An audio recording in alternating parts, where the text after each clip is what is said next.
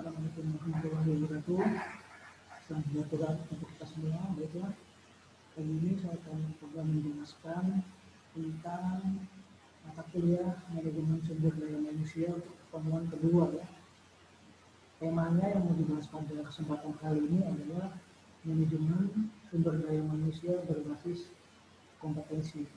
Nanti akan saya jelaskan apa itu manajemen sumber daya manusia berbasis kompetensi itu apa sih? Kita simak baik-baiklah.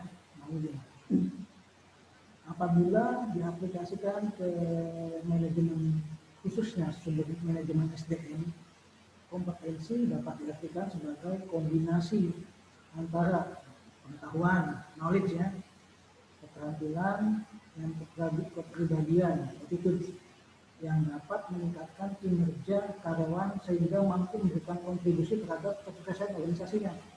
Nah, jadi kompetensi itu adalah tiga poin tadi tuh, pengetahuan satu yang pertama, yang kedua keterampilan, yang ketiga kepribadian. Jadi masing-masing SDM, masing-masing individu itu dinamakan berkompetensi ketika dia memiliki tiga poin tadi, yang satu pengetahuan, yang satu keterampilan, satu kepribadian. Tiga poin itu tidak bisa dipisahkan satu sama lainnya. Kalau orang pintar, pengetahuannya cerdas, IQ tinggi, tapi kalau attitude-nya kepribadiannya nggak baik, sama juga gitu. Dia pintar tapi dia nggak punya keterampilan, sama juga nggak kurang baik itu, sehingga nanti tujuannya nggak tercapai, tujuan organisasi ini, visi misi perusahaan nggak tercapai.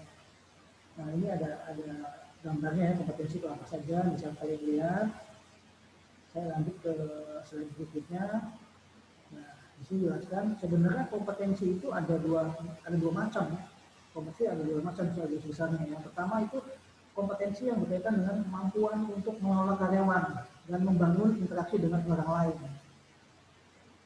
Ini kompetensi manajerial, soft competence yang pertama. Jadi ini adalah kompetensi yang dimiliki oleh orang pimpinan, biasanya level manajer, level supervisor, level intinya level-level yang punya anak buah gitu.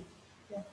Dia punya kemampuan untuk mengelola karyawan, mengelola bawahan, yang mengelola SDM. Yang pertama, yang kedua dia juga mampu membangun interaksi atau hubungan dengan orang lain. Misalnya dia kemampuan problem solving atau memecahkan masalah.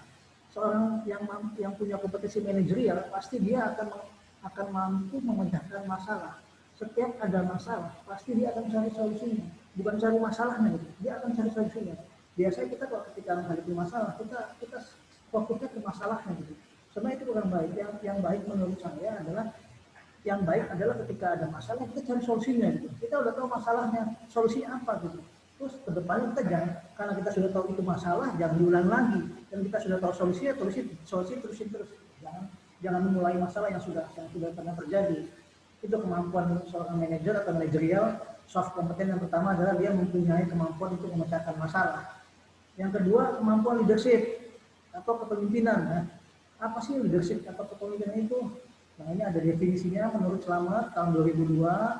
Leadership atau kepemimpinan adalah suatu kemampuan, proses atau fungsi pada umumnya untuk mempengaruhi orang-orang agar berbuat sesuatu dalam rangka mencapai tujuan tertentu. Jadi gini, leadership itu adalah pengaruh atau influence ya. Kalau seorang pemimpin itu harus punya pengaruh, punya influence supaya untuk mempengaruhi orang gitu. Jadi misalnya gini, untuk mempengaruhi orang supaya dia mencapai tujuannya. Yang pasti kan kalau organisasi apapun juga pasti punya tujuan tuh. Nah di dalam organisasi itu kan ada namanya struktur organisasi. Nah di dalam struktur itu kan ada orang-orang yang terlibat di dalamnya gitu. Jadi bagaimana seorang pemimpin mempunyai pengaruh, mempunyai influence supaya timnya itu, SDM itu bisa bekerja, dia bisa mempengaruhi supaya bekerja sesuai dengan tujuan yang mencapai tujuan tertentu. Visi dan misinya gitu. Misalnya kalau misalnya saya adalah manajer marketing misalnya, otomatis saya harus bisa punya pengaruh supaya sales-sales yang ada di bawah saya bisa jualan dengan baik. Tujuannya apa? Misalnya target bulan ini marketingnya 1M misalnya, saya harus bisa mempengaruhi, anggap saya punya 10 sales, berarti saya harus bisa mempengaruhi 10 sales itu bagaimana supaya sales marketing saya bisa jual 1M. Kalau 1M bagi itu kan berarti 100 juta, berarti satu SDM harus bisa menjual 100 juta. Apa fungsi saya sebagai pemimpin? Fungsi saya harus punya pemimpinan yang baik, saya bisa mempengaruhi, memberikan contoh dan sebagainya. Termasuk saya harus bisa memecahkan masalah ketika anak buah saya sales ada masalah di lapangan, misalnya menghadapi nasabah, menghadapi konsumen dan sebagainya. Itu yang kedua. Yang ketiga, apa sih kompetensi manajerial itu soft kompetensi yang ketiga. Yang ketiga adalah komunikasi, adalah kemampuan komunikasi dengan orang lain. Ini penting ya. Komunikasi itu sangat penting, apalagi sekarang zaman teknologi, ya kan, berita apapun kita bisa tahu hanya dengan satu gadget di tangan kita gitu. Kita harus bisa berkomunikasi dengan siapapun juga dalam waktu kapanpun juga, karena pemimpin yang baik komunikasi pasti baik. Karena dia juga punya visi dan misi baik gitu ya. Oke, selanjutnya apa sih yang dimaksud kompetensi yang kedua? Tadi kan yang kedua ya. Yang kedua adalah kompetensi teknis ya. Kompetensi. Apa itu kompetensi teknis? Yaitu kompetensi yang berkaitan dengan kemampuan fungsional pekerjaan yang berhubungan dengan seluk-beluk teknis yang berkaitan dengan pekerjaan yang ditekuni. Contoh, kemampuan marketing, sales ya, yang tadi saya kasih contoh tuh. Yang kedua elektrikal, teknisi listrik ini. Yang kedua, selanjutnya akuntansi, staff accounting, terus keuangan, finance, driver, pengemudi atau supir ya. Jadi ini lebih banyak ke staff ini. Kalau tadi kan kemampuan manajerial lebih ke atasan, bawah atasan ya. Kalau ini lebih kepada bawahan. Nah, bawahan itu adalah yang mengerjakan hal-hal teknis, misalnya marketing ya, kemampuannya menjual. Karena tugas dia adalah menjual, memasarkan gitu. Kalau elektrikal berarti tugas dia ketika ada masalah dengan kelistrikan ya dia harus memperbaiki. Akuntansi, accounting kan tugasnya melakukan pembukuan, membuat laporan keuangan dan sebagainya supaya laporan keuangannya baik dan benar gitu dan bisa dipercaya. Terus bagian keuangan, bagian finance ya, jelas ya namanya bagian keuangan, dia pegang uang, beda dengan accounting. Accounting pegang data, keuangan pegang uang, pegang duit. Driver apa? Kemampuan untuk menyetir. Jadi apa bedanya kemampuan manajerial dengan kemampuan teknis? Contoh gini, seorang manajer cabang, misalnya kepala cabang, dia tidak mesti harus bisa tentang akuntansi, nggak mesti harus paham, maksudnya nggak mesti harus mahir tentang akuntansi, tapi dia harus tahu accounting itu apa gitu. Terus seorang manajer juga nih, dia nggak mesti bisa harus nyupir, dia kan, bener nggak? Bisa nggak? Emang syarat jadi manajer itu harus bisa nyupir kan? Nggak bisa, dia bisa pakai supir pribadi, tapi minimal dia bisa mengendalikan supir. Ketika dia di samping supir itu supir ngebut, dia kendalikan tuh, karena dia punya pengaruh manajer kan supaya jangan ngebut gitu. Terus bagian apa lagi? Jadi manajer itu walaupun dia kemampuan teknisnya masih di bawah staf dia, tapi minimal dia tahu apa pekerjaan stafnya. Itu bedanya kompetensi manajerial dengan kompetensi teknis. Lanjut ya. Selanjutnya, nah, jadi inti dari manajemen sumber daya manusia SDM berbasis kompetensi adalah ya kompetensi. Intinya kompetensi. Kompetensi merupakan sebuah konsep yang dapat diartikan sebagai kombinasi antara keterampilan, yang tadi kan skills, atribut personal dan pengetahuan atau knowledge. Ya, tercermin melalui perilaku kinerja atau job behavior, kebiasaan ya, yang dapat diamati, diukur dan dievaluasi. Jadi semua ini kan bisa dinilai, bisa diukur nih. Misalnya orang itu punya keterampilan ya bisa diukur, bisa dinilai. Gitu. Terus dia perilaku dia juga bisa kita amati bagaimana sih perilaku dia di kantor, baik atau tidak gitu. Dia bisa kerjasama nggak dengan staf-staf yang lain, dia bisa diajak kerjasama nggak, tentunya kerjasama yang baik gitu ya. Nah, terus dievaluasi itu maksudnya gini. Ketika misalnya saya sebagai pimpinan perusahaan ada salah satu staf saya yang kinerja kurang baik, kita kasih teguran dong, minimal lisan dulu, dipanggil ya, di konseling sifatnya kan, kita evaluasi kenapa ada masalah apa sehingga kinerjanya sangat mengganggu departemen lain atau minimal mengganggu kinerja sendiri gitu. Ketika dia menjelaskan masalahnya, nah tadi tuh sebagai pemimpin harus bisa menjelaskan kemampuan problem solving tadi, evaluasi tadi supaya kinerja anak buahnya jadi baik, jadi tujuan organisasi juga bisa tercapai seperti itu. Nah, terus jadi kesimpulannya manajemen sumber daya manusia berbasis kompetensi adalah suatu pola pendekatan di dalam membangun suatu sistem manajemen sumber daya manusia yang handal dengan memanfaatkan kompetensi sebagai titik sentralnya. Maksudnya tadi kompetensi tadi sebagai titik sentral, sebagai acuan gitu, sebagai tolak ukur yang tadi. Oke ya, lanjut.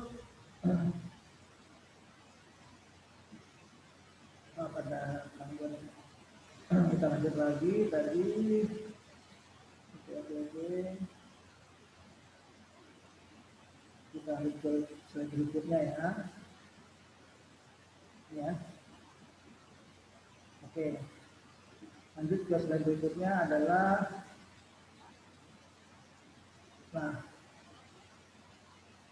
pemicu utama timbulnya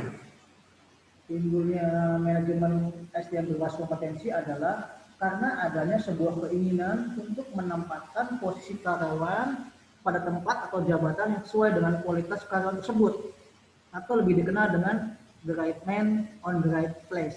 Ini artinya adalah orang yang tepat di posisi yang tepat, di posisi yang pas gitu. Karena gini, ini istilahnya sering muncul dalam mata kuliah manajemen SDM ya, the right man on the right place. Orang yang tepat di posisi yang tepat. Maksudnya gini, misalnya basic saya adalah accounting gitu.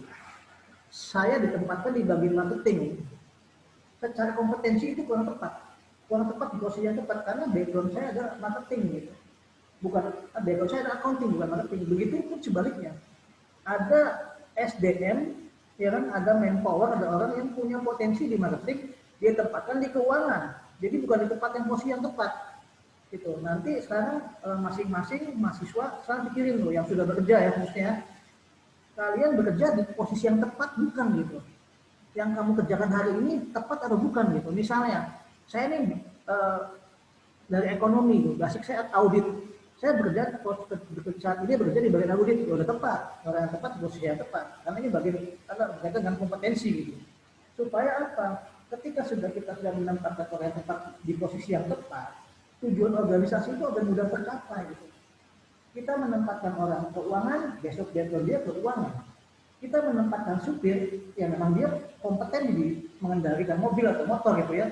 Kita menempatkan marketing karena basic dia di lapangan, jago di lapangan, dia jago menjual, kemampuan salesmanship-nya jago gitu. Itu yang dinamakan the right man on the right place. The right man on the right place adalah orang yang tepat di posisi yang pas, yang tepat juga gitu. Itu ya. Jadi selanjutnya tujuan manajemen berbasis kompetensi.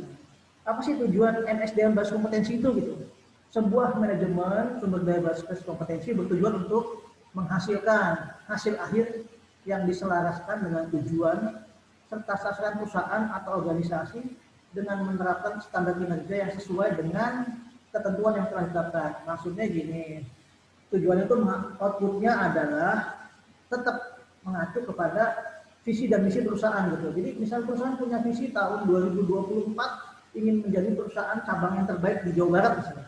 Nah itu akan tercapai ketika standar kinerja ditetapkan dengan baik gitu. Ketika SDM yang tadi yang punya kompetensi itu menjalankan tugas dengan menjalankan tugas dan tanggung jawabnya atau job desk-nya dengan baik, otomatis tujuan MSDM ini akan tercapai sesuai dengan visi dan misinya. Kayak tadi kan kalau contohnya saya punya perusahaan tahun 2024 ingin menjadi yang terbaik di Jawa Barat. Kalau ingin menjadi yang terbaik di Jawa Barat, otomatis visi ini adalah visi bukan visi saya sebagai pimpinan, tapi visi semua karyawan. Harus mendarah daging ibaratnya. Mindset ini harus tanaman semua karyawan. Karena kita punya visi ke depan 3 tahun lagi 2024, 4 tahun lagi ingin menjadi yang terbaik di Jawa Barat. Itu tujuannya salah satu itu, tujuan manajemen sumber daya manusia berbasis kompetensi. Next ya, lanjut tahap-tahapnya apa aja nih untuk tahap untuk tadi ya, tahap dalam melaksanakan MSDM berbasis kompetensi. Yang pertama tahapnya adalah review visi dan misi dan value organisasi. Di review itu maksudnya kita dikaji ulang nih, kita punya visi udah tepat atau belum gitu. Kalau tadi kan contohnya ingin menjadi perusahaan yang terbaik di Jawa Barat tahun 2024. Oh ternyata terlalu besar nih visi ini gitu, kegedean. Kita jangan Jawa Barat dulu deh. Kita punya visi di wilayah 3 Cirebon dulu ya, menjadi yang terbaik, atau di Kota Madia Cirebon dulu deh. Gitu. Itu dievaluasi visi. Terus kalau kita punya visi, tujuan, terus misinya apa nih? Untuk mencapai visi itu misinya apa? Apa yang kita perlu review lagi? Terus value organisasi kita punya nilai-nilai apa yang harus kita perbaiki? Itu poin nomor 1. Yang kedua, analisis pekerjaan dan kegiatan. Kita analisa tuh masing-masing karyawan tuh job desk-nya sudah sesuai belum, yang tadi dibilang the right man on the right place tadi gitu, sesuai dengan kemampuannya, kegiatannya, kita evaluasi. Yang ketiga, identifikasi secara detail tuh sebagai kebutuhan awal. Maksudnya gini, ketika kita ada masalah, ketika kita ada bukan masalah aja, ketika kita gagal, ketika kita berhasil, kita mengidentifikasi nih. Yang membuat masalah apa? Kalau masalah ya, yang membuat berhasil apa? Kita evaluasi, kita identifikasi. Di identifikasi itu maksudnya setiap ada masalah atau setiap keberhasilan kita detail tuh. Oh, yang membuat saya berhasil adalah 1, 2, 3, misal ya. Oh, yang membuat saya gagal nih 1, 2, 3. Nah, gimana supaya ke depannya kita berhasil? Berarti yang gagal 3 tadi ya udah kita buang jauh-jauh, jangan kita lakukan lagi. Yang 3 poin tadi berhasil kita pertahankan, kurang lebih seperti itu. Lanjut nomor 4 ya. Nomor 4 adalah identifikasi kompetensi yang dibutuhkan untuk suatu posisi. Nah tadi tuh, ini kaitannya dengan the right man on the right place. Kita kan pengen, misal ya, contoh saya perlu staff admin gitu. Staff admin 1, perempuan misalnya, tamatan D3 misalnya. D3 bebas, yang penting dia bisa mengerjakan pekerjaan administrasi. Otomatis kan kita identifikasi tuh untuk posisi tersebut, D3-nya apa saja, ya kan, terus dia IPK-nya berapa, dia punya pengalaman tidak, dia bisa nggak mengerjakan akuntansi, kita tes semua tuh supaya kompetensi pas, supaya tujuan organisasi tercapai gitu. Yang kelima, membuat standar kinerja minimum untuk suatu kompetensi ya. Kita buat standar kinerja minimum dulu. Standar kinerja tuh maksudnya gini. Misalnya seorang admin tadi 1 hari bisa nggak sih membuat laporan yang mau kita tes nih ya. Kamu bisa ngerjakan ini ya 1 hari nih. Jam 8 sampai jam 10 kamu ngerjakan ini. Nanti jam 10 sampai 12 ini, jam 12 istirahat. Setelah istirahat 1 jam 1 sampai jam 4 kamu ngerjakan ini. Kalau dia mampu, itu kan standar tuh kan. Standar itu kerja yang 8 jam menurut aturan Depnak itu standar namanya. Ketika dia mampu, itu berarti dia sudah 1 poin untuk kompetensi, kita bisa nilai dia baik. Karena dia standar. Standar aja harus bisa. Kalau misalnya standar aja nggak bisa ya, saya rasa kita nggak perlu pakai karyawan tersebut. Kita cari yang lain. Lanjut ya. Selanjutnya mengidentifikasi kandidat yang potensial. Nah, setelah kita menetapkan kinerja tadi ya, setelah kita setelah kita membuat minimum, terus kita mengidentifikasi kandidat yang potensi. Yang potensi siapa aja sih kandidatnya gitu? Yang potensi nih, yang mau kita ide. Misalnya kita punya kandidat 5, dari 5 ini yang punya potensi 3. Ya sudah, kita fokus 3 ini aja. Yang duanya kita nggak lulus ya, 3 ini. Yang 3 kita fokus ya, 3 ini yang potensi nih. Terus ya, selanjutnya membandingkan tiap-tiap kandidat dengan menggunakan standar tadi itu. Nah, ketika kita sudah punya 3 poin ini yang menjadikan karyawan, kita harus bandingkan tuh misalnya gini, dia dari universitas A, dia dari kampus A, dia kampus B, kampus C. Oh, ini nggak jaminan. Yang kedua IPK-nya, oh ini IPK-nya tinggi, ini IPK-nya di bawahnya beda 0, ini beda sekian gitu. Jadi pokoknya dibandingkan dalam arti positifnya. Oh yang kedua ini punya pengalaman nih, tapi saya lihat dia pasif gitu. Yang ini aktif tapi kayaknya terlalu aktif dari hasil tes dan sebagainya gitu. Ketika dibandingin kita akan bisa nilai tuh siapa sih kandidat yang terbaik yang bisa kita pilih untuk penambah potensi itu gitu. Lanjut ya. Oke, lanjut. Selanjutnya melakukan gap analisis pada tiap-tiap kandidat. Melakukan gap itu apa? Untuk mengetahui perbedaan. Yang tadi kan udah saya bilang tuh. Perbedaannya di mana sih? Setelah kita bandingkan kita buat gap itu supaya ada kesenjangan dari perbedaan masing-masing kandidat. Next ya. Oke.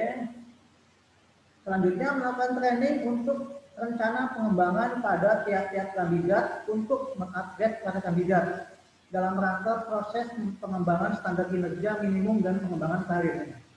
Jadi training tuh setelah di kandidat tadi kita training, kita upgrading itu maksudnya ya sesuai dengan kebutuhan perusahaan gitu. Misalnya dia mau ditempatkan di bagian admin ya kita upgrade kinerja adminnya supaya ketika dia diterima sudah tahu apa yang menjadi tugas dan tanggung jawabnya.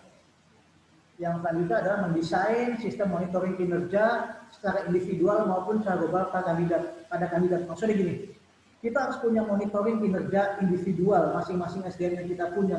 Misalnya saya punya karyawan 10, karyawan 1 raportnya 8, individu kan, karyawan 2 raportnya 7,9, karyawan 3 raportnya 7,7. Kita harus punya tuh. Ini adalah bagian dari kinerja pimpinan supaya menilai kinerja karyawan yang kalau dalam perusahaan itu biasanya namanya KPI, Key Performance Indicator, indikator penilaian kinerja. Ini maksud yang tadi Indonesia tadi. Selanjutnya mengimplementasi training dan rencana pengembangan para tiap-tiap kandidat. Maksudnya implementasi ya diterapkan, dipraktekkan, trainingnya gitu, tidak hanya action, tidak hanya rencana saja, tapi kita sudah punya program training yang dijalankan untuk pengembangan kandidat tadi gitu. Yang kedua, yang selanjutnya adalah mengimplementasi sistem monitoring yang tadi saya jelaskan tuh. Sistem monitoringnya karyawan A, karyawan 1 sampai karyawan 10 tadi diimplementasikan, jalankan maksudnya. Yang terakhir adalah memilih the best kandidat atau kandidat terbaik. Sudah pasti ketika kita sudah menetapkan 10 karyawan yang akan terbaik, kita sortir dari A sampai Z, A to Z, mana yang paling tinggi dan mana yang paling rendah. Yang paling tinggi itu berarti yang paling terbaik menurut kami di perusahaan.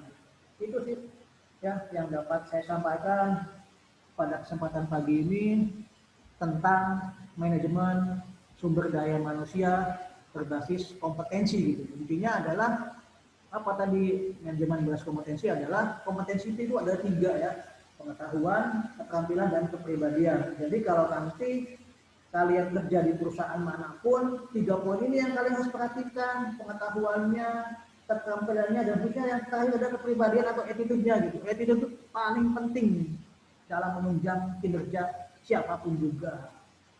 Oke ya, ini yang dapat saya sampaikan pada kesempatan ini. Kurang lebih saya mohon maaf. Billahi taufiq wal hidayah. Wassalamualaikum warahmatullahi wabarakatuh.